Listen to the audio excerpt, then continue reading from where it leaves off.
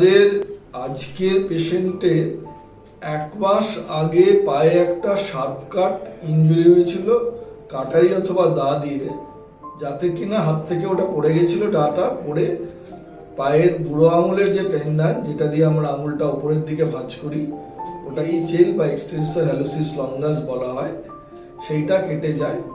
কিন্তু আনফর্চুনেটলি উনি কলকাতার বাইরে ডিস্ট্রিক্টে থাকেন, সেখানে ওটা রিপেয়ার করা হয়নি। তা উনি প্রায় 1 মাস বাদে আমাদের কাছে এসছেন।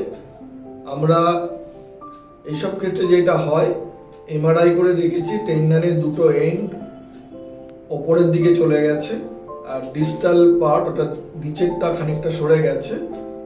সেইটাকে আমরা একটা লম্বালম্বি ইনসিশন দিয়ে পায়ের ওপরে, যেরকম আপনারা দেখছেন, টেন্ডন দুটো খুঁজে বার করা হয়েছে। এইবারে এই দুটোকে স্টিচ করা হলো, এটাকে রিপেয়ার অফ টেন্ডন বলে।